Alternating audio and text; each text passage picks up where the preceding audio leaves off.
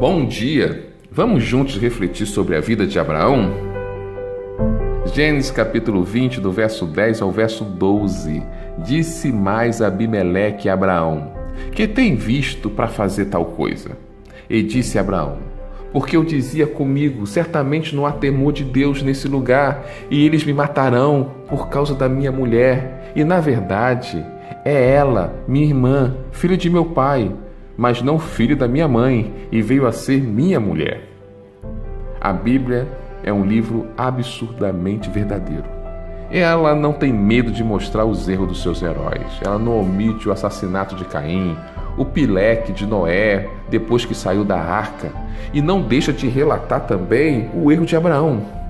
Abraão, ao entrar em um território hostil, tinha plena certeza que a sua mulher, por ser muito bonita, seria cobiçada por aquelas pessoas e certamente iriam matá-lo para pegá-la.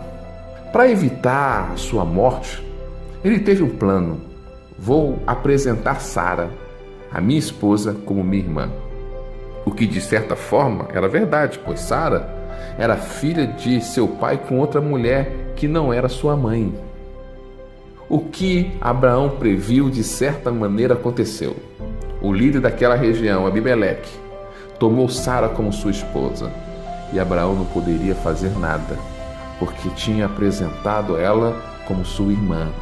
Para Abimeleque, ele não está fazendo nada demais, nada de errado. Abraão caiu na armadilha da sua própria mentira. Tinha acabado de deixar sua esposa embora. Talvez perdeu a esperança de tê-la novamente.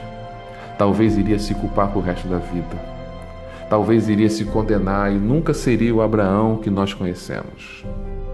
Mas Deus, pela sua graça e misericórdia, visita Abimeleque um sonho e diz que se tocar nela, ele iria morrer, porque ela era esposa de Abraão.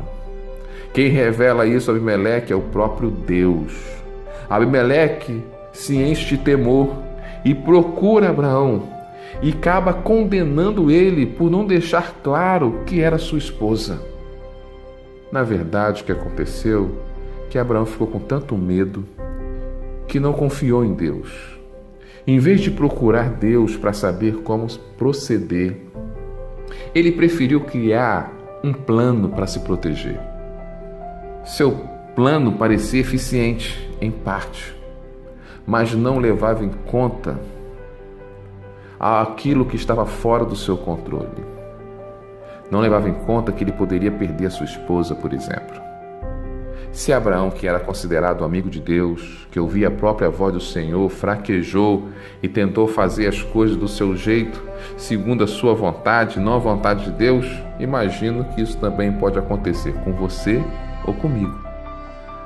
Quantas vezes, teimosamente, procuramos soluções para os nossos problemas usando apenas nossas ideias, vontades e pontos de vista, sem consultar antes os princípios da palavra de Deus ou a voz do Senhor em oração.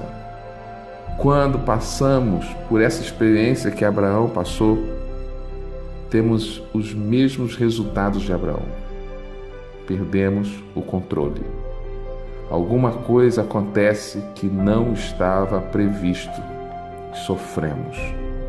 Deus usou a sua graça com Abraão e o livrou, mesmo ele não merecendo. Acredito que Deus faz o mesmo com todos, pelo menos uma vez. Pelo menos em uma mancada dessa.